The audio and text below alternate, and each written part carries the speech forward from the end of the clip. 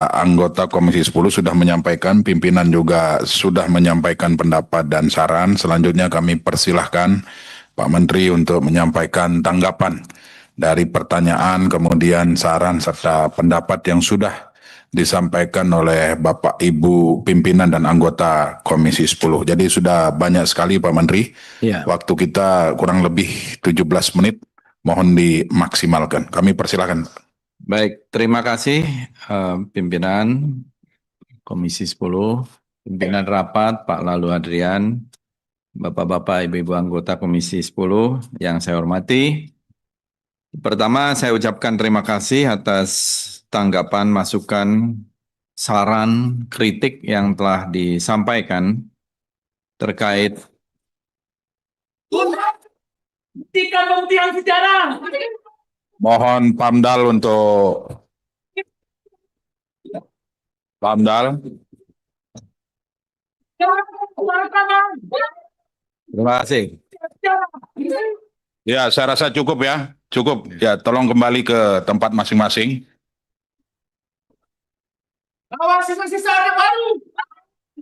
Ya, cukup. Pamdal tolong diamankan. Pamdal tolong diamankan. Cukup. Ya, silakan kembali ke tempat masing-masing. Pamdal tolong diamankan. Kami persilakan Pak Menteri untuk Baik. lanjutkan. Terima kasih. Pertama tentu terkait dengan anggaran. Ya, saya kira menyangkut masalah anggaran ini kita telah bicara dengan Kementerian Keuangan, pagu indikatif yang diberikan kepada semua KL ini memang hanya kebutuhan dasar. Ini menurut informasi dari Sekjen yang juga dengan tim yang berkoordinasi dengan Kementerian Keuangan. Jadi hanya kebutuhan dasar terkait dengan belanja pegawai dan belanja operasional. Nah, telah dilakukan juga trilateral meeting untuk pengajuan tambahan anggaran ini pada tanggal 22 Mei untuk meminta tambahan sesuai dengan tadi yang telah kami sampaikan 4,9. Jadi tentu ini memang sesuatu yang sangat penting sekaligus menjawab beberapa pertanyaan mungkin tidak secara kronologis gitu ya. Tapi banyak tadi tanggapan masukan yang terkait dengan anggaran. Jadi kita harapkan tentu pagu indikatif ini memang bukan yang final, tetapi pola yang diberikan oleh Kementerian Keuangan hanya memberikan pagu indikatif yang sangat dasar sekali terkait dengan belanja pegawai dan belanja barang ya. Nah, maaf. Jadi belum ada program, belum ada kegiatan. Nah, ini yang kemudian dilanjutkan dengan trilateral. Tentu saja ini bukan refleksi dari postur anggaran yang sesungguhnya. Nah, nanti kita akan memaksimalkan tentu saja sesuai dengan prioritas-prioritas pemerintah sekarang ini. Dan terkait dengan realisasi, sebagaimana tadi telah juga kita maklumi bersama, realisasi anggaran ini karena blokir baru dibuka pada bulan Mei, tentu saja belum maksimal. Dan juga memang ada beberapa pendekatan kita ini terkait line base dan juga performance base dalam budgeting kita. Kita memang berada di dalam satu rezim anggaran yang line base budgeting gitu ya. Bagaimana menghabiskan anggaran secepat-cepatnya. Nah, kita ingin di Kementerian Kebudayaan selain tentu penyerapan anggaran itu penting, tetapi bagaimana performance lebih penting lagi ketimbang penyerapan anggarannya. Karena saya kira kalau menyerap anggaran saja sih saya kira sangat mudah. Nah, tetapi bagaimana performance-nya gitu. Jadi performance based budgeting ini menurut saya juga sangat penting dan saya ke dalam kepada semua rekan-rekan di eselon 1, eselon 2, performance based ini harus melebihi dari target gitu, bukan mengurangi dari target. termasuk di dalam pola awal itu dengan adanya public-private partnership, dengan anggaran yang bisa kita efisiensikan, misalnya kalau kita bisa merenovasi, merevitalisasi satu situs budaya, tapi kalau kita bisa efisienkan mungkin bisa jadi 5 situs cagar budaya, kira-kira begitu. Jadi lebih banyak kita ingin menekankan juga performance base budgeting kita supaya hasilnya itu lebih banyak. Dengan keterbatasan anggaran yang ada, sesuai dengan amanah dari Bapak Presiden, bagaimana kita mengefisienkan anggaran tetapi impact-nya lebih besar daripada anggaran yang ada. Jadi bukan hanya sekedar menghabiskan anggaran saja.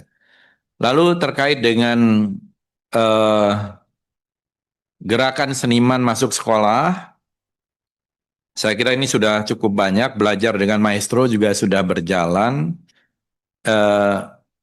Dana Indonesiana, terkait dengan dana Indonesiana, kita berusaha untuk mempermudah dana Indonesiana ini. Memang cukup banyak komplain, cukup banyak keluhan dari kalangan seniman, budayawan, pegiat-pegiat budaya, terutama kesulitan secara administratif mereka menyampaikan kesulitan-kesulitan tersebut. Nah, jadi kita berharap ini karena ini bernegosiasi juga dengan LPDP dari Kementerian Keuangan untuk mempermudah dan memperbanyak. Dan kita memang harapkan lebih inklusif, lebih transparan. Semua penerima dananya juga akan kita tayangkan di website gitu ya. Dan juga kita berusaha menayangkan yang lama juga, yang lama-lama, yang dulu-dulu. Karena banyak penerimanya itu memang ini dana ini kurang terserap karena kesulitan-kesulitannya tadi. Jadi kita akan tayangkan siapa saja penerima dana Indonesiana dari awal sampai tahun 2024, kemudian yang baru ini yang baru dibuka sampai berikutnya. Siapa saja dan jumlahnya berapa. Nah, dan kita akan buat laporan ini sehingga ada akuntabilitas di mata publik dan transparan, ya, sehingga tidak ada keanehan-keanehan, penyelewengan-penyelewengan di dalam penggunaan dana Indonesiana ini, karena keluhan-keluhan yang kita dapatkan dari berbagai pihak.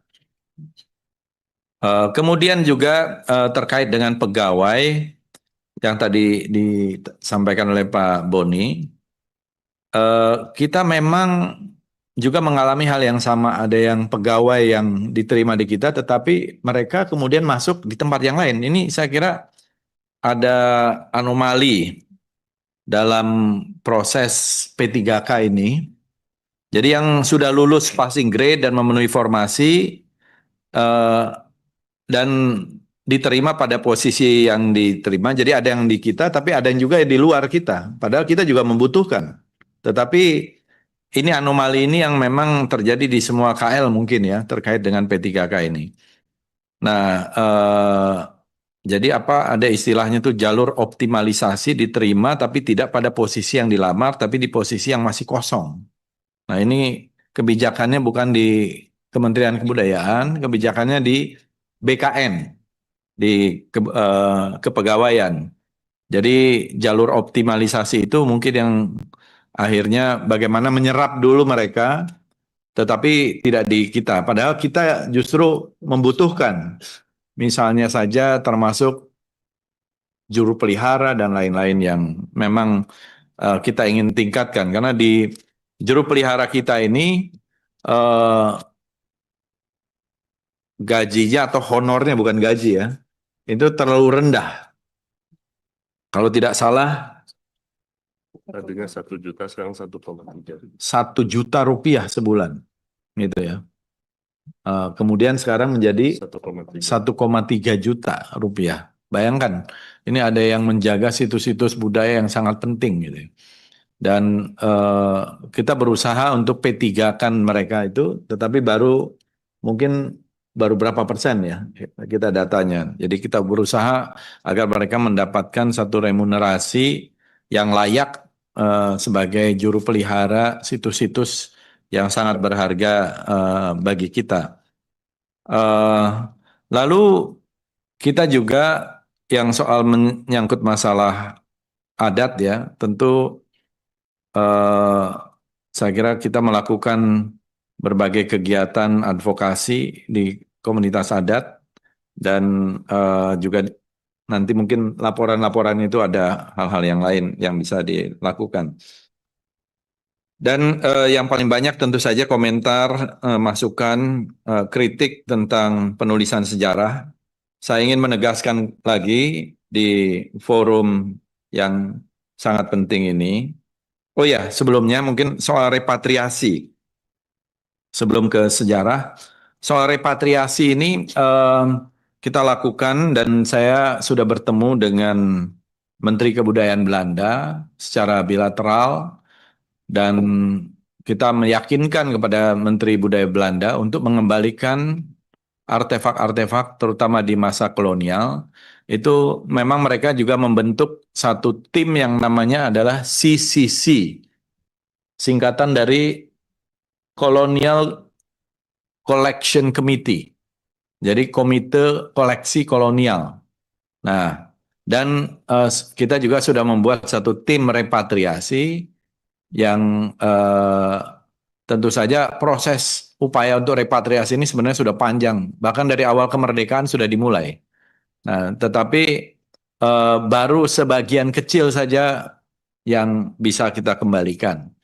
Nah, kita ingin meneruskan ini termasuk dengan benda-benda bersejarah yang sangat penting untuk dikembalikan dari Belanda, misalnya yang terkait dengan pahlawan-pahlawan nasional kita di Ponorogo, Teku Umar, kemudian Imam Bonjol, itu semua memorabilianya dan sebagainya. Dan juga sebenarnya artefak-artefak digital yang berupa naskah dan manuskrip yang jumlahnya cukup banyak. Artefak-artefak yang terkait dengan manuskrip ini mereka belum mau mengembalikan karena masih ada perdebatan di dalam komitenya mereka itu terkait dengan bedanya antara yang manuskrip atau naskah dengan yang tangible seperti arca dan lain-lain atau keris atau benda-benda yang lain. Jadi mereka mau mengembalikan dalam bentuk digital. Kita tetap meminta secara fisiknya, tetapi mereka baru mau mengembalikan itu secara digital. Nah, kita berupaya untuk meneruskan ini dengan Kementerian Belanda. Menteri Belanda mengatakan pada prinsipnya semua barang yang bukan milik kami akan kami kembalikan. Itulah sikap dari Menteri Belanda setelah kita sampaikan keinginan-keinginan kita. Dan ini saya kira satu hal yang sangat menguntungkan kita juga. Lalu sebelum ke sana juga saya kira ada beberapa hal yang ingin saya garis bawahi, terutama terkait dengan museum tadi. Kita ingin memperbaiki memang sejumlah museum, tetapi yang terutama adalah Museum Majapahit ya. Sekarang ini namanya tadinya adalah Pusat Informasi Majapahit. Kita selalu membesar-besarkan Majapahit, bukan membesar-besarkan, memang besar sekali peradaban itu. Tetapi kita tidak mempunyai museumnya. Nah, yang ada adalah Pusat Informasi Majapahit di Trowulan. Total museum yang sekarang ada di Indonesia itu sekitar 469 museum, terdiri dari museum pemerintah pusat, pemerintah provinsi, kabupaten kota, dan swasta maupun pribadi. Nah, sekarang ini yang mendapatkan DAK itu adalah museum provinsi dan kabupaten kota. Sesuai dengan grade-nya. Grade A itu 2 miliar, grade B itu adalah 1,5 miliar, grade C itu 1 miliar. Dari situlah kemudian museum-museum provinsi, kabupaten kota itu bisa hidup melalui event. Ini adalah untuk yang non-fisik. Sementara fisiknya harusnya menjadi tanggung jawab dari pemerintah provinsi, kabupaten kota. Nah, namun ada juga yang perhatiannya berlebih, ada yang perhatiannya cukup, ada yang perhatiannya kurang, kira-kira begitu. Begitu juga dengan taman-taman budaya yang ada di provinsi kabupaten mendapatkan DAK itu dengan urutan yang sama, dan di Kementerian Kebudayaan kita yang melakukan gradingnya A, B, C itu yang A, B, dan C sama kira-kira 2 miliar, 1,5 miliar, dan juga 1 miliar kurang lebih. Nah, kita berharap di daerah-daerah melakukan hal yang sama. Tadi ada pertanyaan juga terkait dengan di daerah ini. Jadi kami berkoordinasi sekarang dengan Kementerian Dalam Negeri.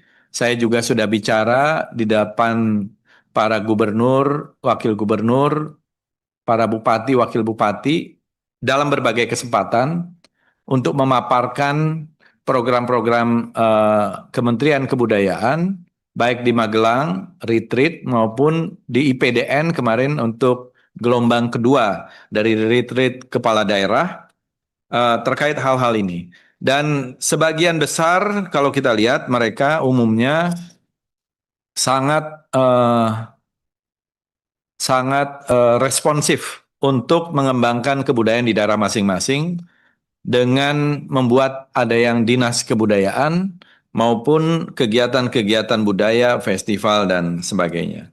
Jadi ini adalah hal-hal yang terkait dengan pertanyaan, masukan dari Bapak-Bapak, Ibu-Ibu hadirin sekalian. Nah, terakhir terkait dengan sejarah. Jadi saya ingin menggarisbawahi kembali bahwa penulisan sejarah ini merupakan sebuah program, bukan satu program yang baru sebenarnya, tapi merupakan program kelanjutan. Pada periode lalu dibuat juga yang namanya kamus sejarah. Agak bermasalah kamus sejarah itu. Dan akhirnya memang diprotes. Karena ketika di dalam kamus sejarah itu, bahkan tokoh sekaliber Kiai Haji Hasyim Asy'ari saja tidak masuk. Gitu. Saya termasuk yang memprotes sebagai anggota DPR waktu itu. Malah tokoh-tokoh Partai Komunis Indonesia lebih banyak ditonjolkan. Itu bisa dibuktikan. Di sini masih ada ketika itu. Dan akhirnya direvisi. Nah, penulisan sejarah yang kita lakukan sekarang ini adalah penulisan sejarah yang memang tidak pernah dilakukan karena bukan kamus sejarah. Yaitu maksudnya belum dilakukan pada periode yang cukup lama. Kita sudah punya yang namanya Sejarah Nasional Indonesia yang merupakan produk dari Kementerian Pendidikan dan Kebudayaan tahun 75, 76 yang memimpin juga satu sejarawan hebat yang namanya Sartono Kartodirjo, ya. Kemudian tahun 80-an juga sudah ada penambahan pemutakhiran. Kemudian ada juga satu lagi namanya Indonesia dalam Arus Sejarah. Jadi gagasan untuk menambah sejarah itu karena terakhir sejarah kita itu ditulis adalah tentang era Pak Habibie. Di era Bu Mega tidak ada, di eranya Pak Abdurrahman Wahid tidak ada, di eranya Pak SBY tidak ada, eranya Pak Jokowi juga tidak ada. Jadi terakhir ditulis dalam sejarah dari Direktorat Sejarah Kementerian Pendidikan dan Kebudayaan dulu, yang kemudian hilang, dan sekarang baru setelah ada Kementerian Kebudayaan hidup lagi yang namanya Direktorat Sejarah.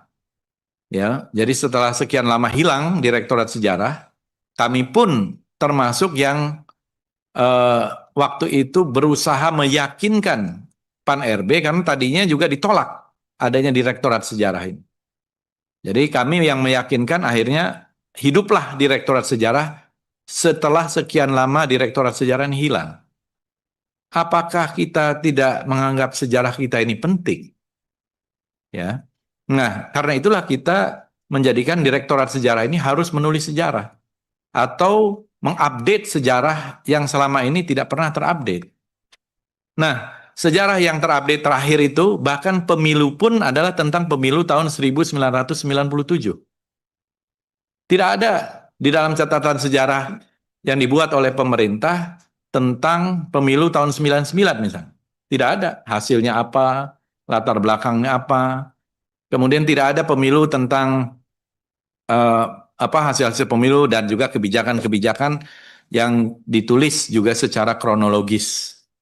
Jadi ini adalah ya kita selalu mengutip bahwa sejarah ini penting, sejarah ini adalah bagian dari jati diri bangsa, bahkan kita selalu mengutip founding father kita Bung Karno, jangan sekali-sekali meninggalkan sejarah dalam satu pidato yang sangat penting. Karena menurut saya justru kita ingin jangan sampai orang tidak tahu sejarahnya, terutama generasi baru, generasi muda. Nah, jadi sejarah, pertanyaan apakah harus ditulis atau kita lupakan saja sejarah kita?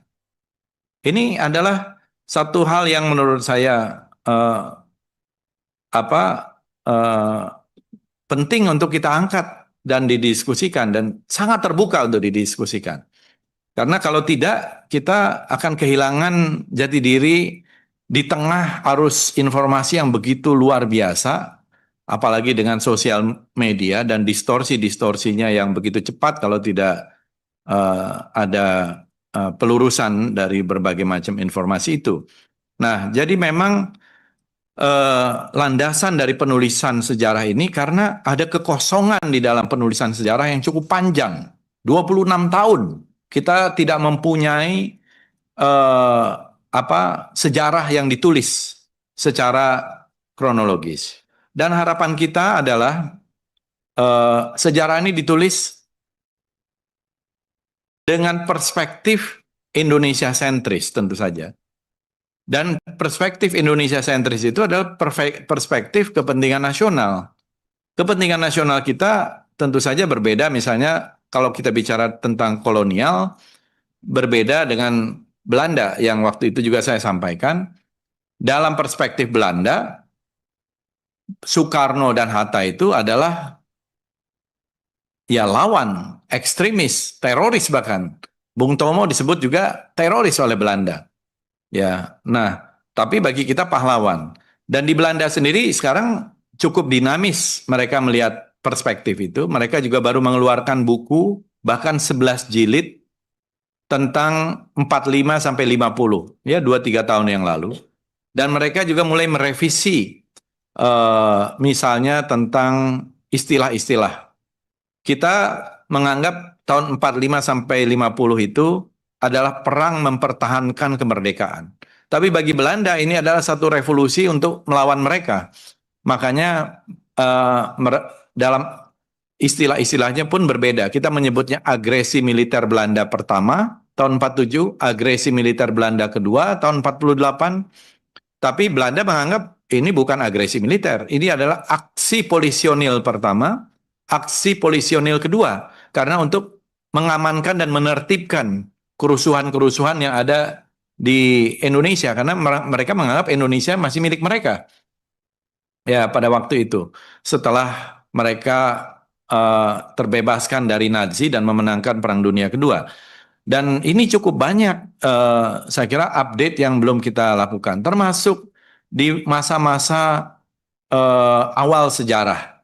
Ini juga kita memang memperkenalkan istilah awal peradaban Indonesia atau awal sejarah. Kalangan arkeolog juga berdebat dalam hal ini. Para arkeolog tidak mau ada istilah baru. Mereka mau menyebutnya prehistorik. Tapi tidak semua arkeolog, ya ada beberapa. Prasejarah. Karena menurut mereka dalam textbook, prasejarah itu dimulai sampai adanya sejarah. Sejarah itu adalah ketika adanya tulisan pada abad keempat kalau di Indonesia. Berarti di Indonesia sejarah dimulai pada abad keempat. Sebelum abad keempat namanya prasejarah, kira-kira begitu. Nah, kami menginginkan karena Indonesia ini peradaban yang tua, maka kita ingin sebenarnya sejarah awal peradaban atau awal peradaban Indonesia itu dimulai dari paling tidak dari temuan-temuan itu 1,8 juta tahun yang lalu, sehingga membuat Indonesia ini adalah peradaban yang tertua di dunia atau salah satu yang tertua di dunia. Karena kenyataannya artefak-artefaknya memang demikian. Nah, sementara ini pihak-pihak Barat selalu menganggap kita ini muda. Ya, mereka menganggap kita ini peradaban muda. Sementara itu juga sudah ditemukan lagi di Sulawesi Selatan di tahun 2020 rock art atau cave painting yang umurnya 40.000 tahun. Itu tahun 2014. Sekarang umurnya 51.200 tahun yang sudah dites dengan uranium series itu di Maros. Dan kemungkinan di Muna lebih tua lagi, umurnya 61.000 tahun. Jadi harus Interupsi pimpinan, ya. interupsi. Saya ingin Sebentar, Mas Boni, mau apa ini, menanggapi atau apa? enggak sedikit saja Pak Menteri, dengan segala hormat. Tadi mengenai kamus sejarah disinggung, itu editornya Profesor Dr. Susanto Zuhdi, editornya kamus sejarah itu yang tadi dipersoalkan. Dan Profesor Susanto Zuhdi sekarang juga menjadi editor proyek penulisan sejarah itu. Iya. Jadi saya pikir itu juga bagian dari masalah ya, saya pikir. Terima kasih. Ya, silahkan dilanjutkan Pak Menteri. Oke, jadi nanti saya akan ke sana. Jadi maksud saya adalah ada update-update dari berbagai macam informasi, temuan-temuan arkeologis yang sangat penting menunjukkan selain kekayaan budaya kita yang luar biasa, juga ketuaan peradaban kita. Sebenarnya ini yang mau kita tonjolkan. Termasuk beberapa temuan-temuan baru, misalnya dari situs Bongal di Sumatera Utara, tentang proses masuknya Islam, interaksi pada abad pertama Hijriah, abad ke-7, bahkan sudah ada juga artefak-artefak Bizantium di situ. Temuan dengan India, pengaruh dengan Cina yang saya kira sangat erat. Dan memang pada saatnya tentu ya yang namanya orang menulis belum selesai kalau kita publikasikan kan pada waktunya pasti akan diuji publik seperti yang kita harapkan. Mungkin dalam waktu dekat, dalam waktu singkat ini. Nah, selain itu tone yang kita harapkan di dalam sejarah ini adalah tone yang positif. Ya, apa yang dimaksud dengan tone positif ini sebenarnya bukan kita mau melupakan sejarah yang seperti misalnya tadi yang disampaikan. Ini tadi kesalahpahaman yang sebenarnya tidak ada hubungannya dengan penulisan sejarah ya. Kalau kita misalnya ada konflik etnis yang terjadi di Kalimantan. Kalau kita digging, ini kan akan bukan menjadi satu hal yang menurut saya menguntungkan bagi kepentingan nasional kita. Etnis A berkelahi dengan etnis B, bunuh-bunuhan. Atau ada religious conflict seperti tadi yang disebutkan oleh Bu Mercy di Maluku. Yang korbannya ribuan orang. Ya, 10.000 orang yang ada di sana. Apakah, kan kita harus, mungkin maksud saya bukan mau menggali siapa yang memulai dan lain-lain gitu ya. Tetapi hard fact-nya saja mungkin ya, ini sebagai satu pelajaran, jangan sampai ini terjadi, terulang kembali. Saya kira begitu juga dengan kerusuhan Mei. Kerusuhan Mei itu kan suatu kerusuhan yang telah menimbulkan banyak korban. Korban jiwa, korban harta, termasuk perkosaan, ya.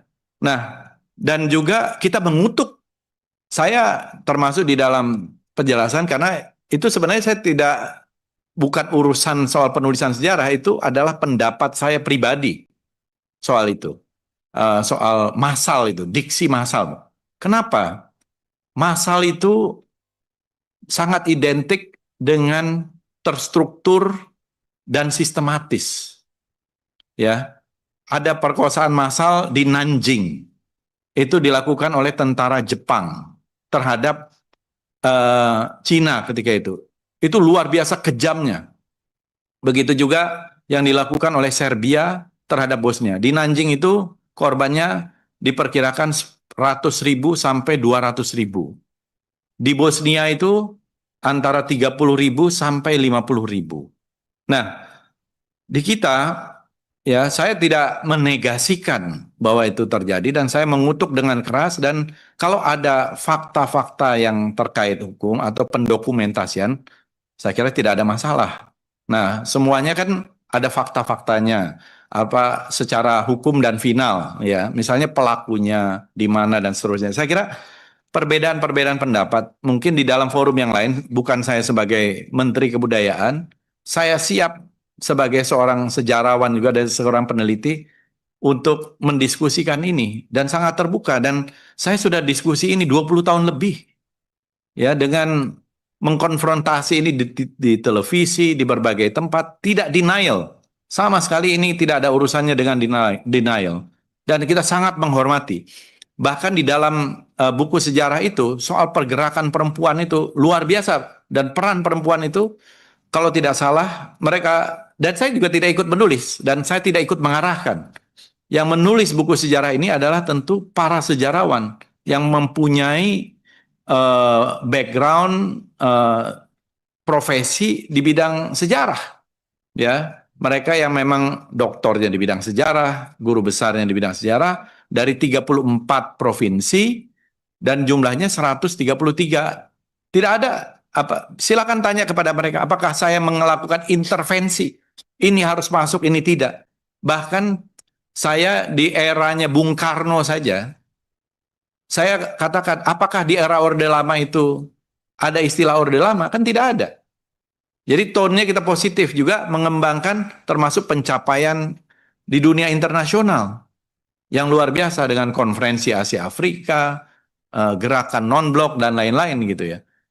Begitu juga yang lain-lain. Kita berharap sejarah ini sebagai pemersatu bangsa kita gitu dari berbagai macam perbedaan. Dan kita mempunyai kelemahan-kelemahan. Ada etnik konflik kita pernah mengalami di Sanggauledo, di Kalimantan, di Sampit, di berbagai itu. Panjang juga sejarah etnik konflik kita. Ada religious konflik, itu juga satu kenyataan. Seperti yang terjadi di Ambon, awal reformasi dan seterusnya. Tetapi kan kita tidak ingin terpengaruh oleh narasi yang justru memecah belah kita gitu. Termasuk saya kira harus diakui apa yang sudah menjadi data-data fakta-fakta hukum, dan kita mungkin perlu ketelitian, akurasi yang lebih dalam. Ya, saya tidak ingin memperpanjang. Misalnya sebagai contoh, pada awal-awal reformasi di dalam perdebatan pada waktu itu, ini silakan baca ini majalah Tempo yang baru terbit pada waktu itu. Tahun 98. Dibaca di sini dan bisa dikutip. Bagaimana mereka juga melakukan, kalau tidak salah seorang wartawannya mengatakan investigasi 3 bulan soal perkosaan massal itu. Ada kesulitan. Sidney Jones mengatakan tidak ketemu satu orang pun korban. Sidney Jones ketika itu. Kemudian memang ada data dari TGPF. Data ini saya punya dan saya sudah baca di tahun 98. Ya, data TGPF ini, dan saya punya bundelnya lebih lengkap. Dan cukup banyak. Kita bisa berdebat. Kalau ada, kita harus kutuk dan kita harus kecam dan harus orang yang melakukan itu harus ada. Tapi ketika itu juga jangan sampai kita masuk dalam narasi adu domba dari kekuatan asing ketika itu, yang memang ingin memframe.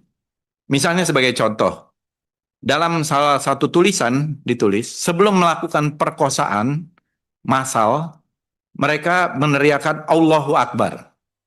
Ada, ini ditulis di majalah Tempo. Ini kan mengadu domba. Begitu juga mereka yang melakukan perkosaan massal itu berambut cepat. Arahnya ke militer. Kita tidak ingin ini menjadi narasi adu domba dan kita kemudian mengenyamnya tanpa ketelitian gitu. Pendokumentasian yang kokoh. Itu masalahnya. Tapi kita harus akui bahwa jelas itu ada perkosaan dan itu terus terjadi juga. Ya, tetapi secara hukum kita sulit untuk mendapatkan misalnya pengadilannya gitu. Kan penembakan Trisakti ada fakta hukumnya, ada pelakunya, apa yang lain-lain juga begitu. Semuanya ada. Nah, ini yang kemudian menjadi final. Jadi kita tidak ingin narasi ketika itu. Apalagi waktu itu juga dimuat di berbagai situs seolah-olah perkosaan massal, tapi foto-fotonya itu adalah foto-foto di Hong Kong, di Jepang, dan dari situs-situs. Di sini bisa dibaca. Ini masih tahun 98. Pertama kali Tempo ini kan dulu di Bredel. Baru 98 terbit kembali. Nah, di sini ada. Jadi kemudian ada juga di Far Eastern Economic Review tentang foto-foto yang ketika itu diambil dari situs-situs website. Jadi bukan di Indonesia. Itu ditulis oleh Jeremy Wagstaff.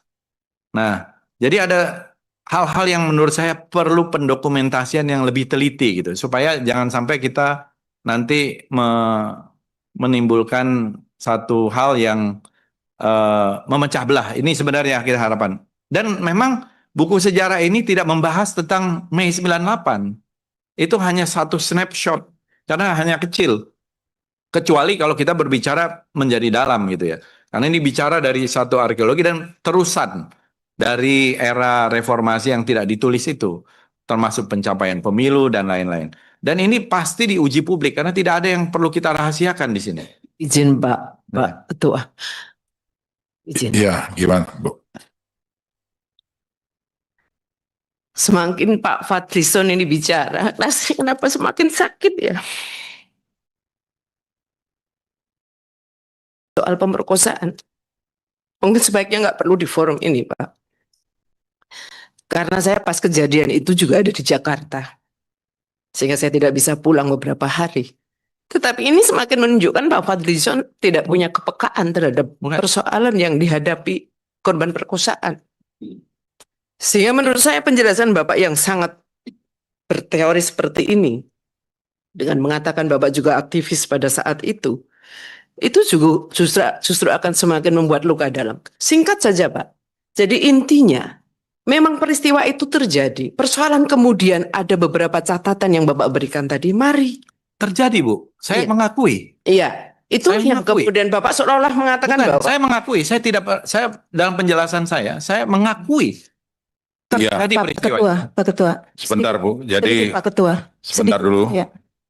Jadi tadi Pak Fadlizon sudah menjelaskan bahwa beliau sebenarnya mengakui perkosaan itu ada, Iya. tetapi ada diksi massal itu yang Ya, beliau informatoris tanyakan. Pak Ketua soal diksi masal ini Pak Ketua. Bukan Kalau boleh. Ya makanya ini dijelaskan dulu sebentar, Ya. Bu. Ibu, Ini sudah dijelaskan, kita boleh interupsi sebentar informatoris. ya, Ya. singkat Bu ya. Siap Pak. Saya ingin kita mengingat sejarah kasus Tribunal Court Yugun Ian Fu.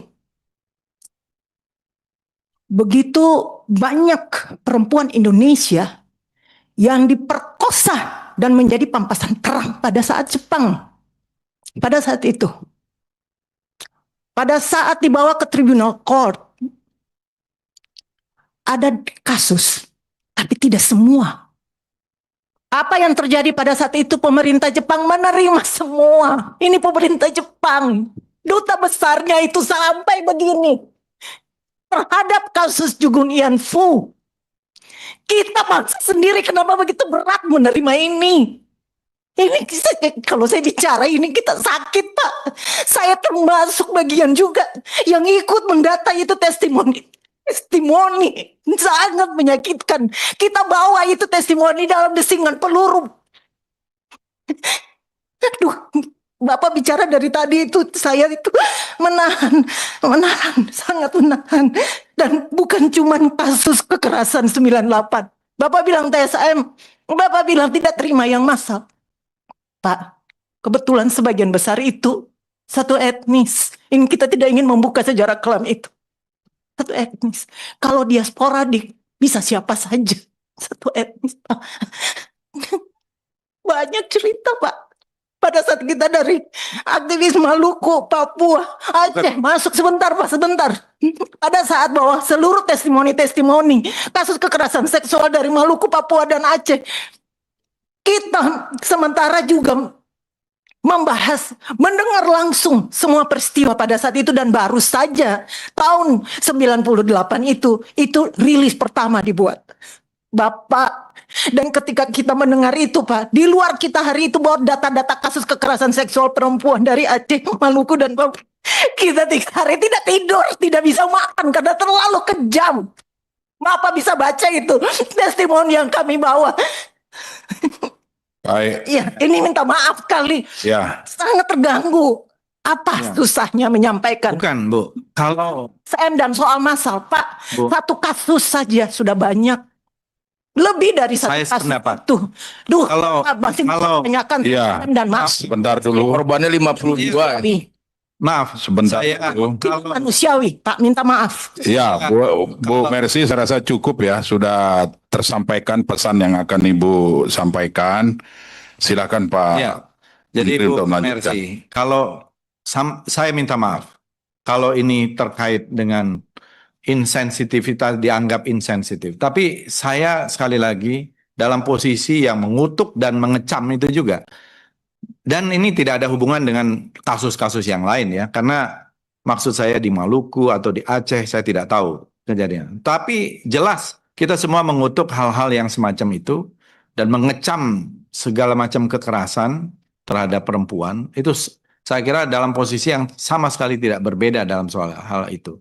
Nah, cuma secara spesifik tadi, kalau ada sedikit perbedaan pendapat terkait dengan diksi itu, yang menurut saya itu pendapat pribadi, ya, yang mungkin kita bisa dokumentasikan secara lebih teliti lagi ke depan. Ini adalah hal-hal yang mungkin bagian dari ya perbedaan-perbedaan data atau pendapat yang perlu kita lebih akurat lagi ke depan untuk mendatanya. Saya kira tidak ada maksud-maksud lain dan tidak ada kepentingan sebenarnya dalam hal ini untuk mereduksi kalau itu sudah menjadi sebuah kenyataan-kenyataan, apalagi ada dukungan dengan hukum. Dan memang orang-orang perpetrator ini, orang-orang pelaku yang semacam itu sampai sekarang pun saya kira harusnya bisa dihukum. Kalau misalnya memang bisa ditelusuri kelompoknya, pelakunya, kan masalahnya itu belum menjadi sebuah fakta hukum, kira-kira begitu. Jadi tidak ada maksud-maksud lain dan tidak sama sekali mengucilkan atau mereduksi, apalagi menegasikannya gitu. Terima kasih. Baik, saya rasa cukup ya, Pak Menteri sudah menyampaikan tadi terkait klarifikasi dan penjelasan beliau. Dan poin yang kita bisa dapat di raker kita hari ini bahwa beliau juga secara pribadi menyampaikan bahwa mengutuk dan mengakui bahwa itu ada, tetapi diksi persoalannya adalah diksi massal itu tadi. Itu yang kita minta Itu pendapat dicabut. pribadi ya. Pendapat pribadi beliau. Itu yang kita minta Nanti mungkin dicabut. begini, ini kan agenda kita juga banyak, nanti kita punya forum sendiri dan bahkan waktu rapat sebelumnya kita juga sudah menyampaikan beberapa kesimpulan, salah satunya adalah mempercepat uji publik itu Pak Menteri. Nah mohon ini segera diagendakan agar persoalan ini tidak lari kemana-mana dan publik tidak resah dengan berbagai statement, berbagai pendapat dari masing-masing kita pribadi. Nah ini perlu segera segera dihentikan ini dan perlu ada klarifikasi, dan tadi Pak Fadlizon sudah mengklarifikasi untuk pendalamannya nanti mungkin tatkala teman-teman anggota memiliki data, fakta dan sebagainya, nanti kita buat forum sendiri untuk lebih mendalami persoalan penulisan sejarah ini. Dan ini sedang berlangsung, belum selesai nih Pak Menteri kan, sedang berlangsung. Baik Bapak Ibu, tadi sudah kita dengarkan bersama penjelasan dari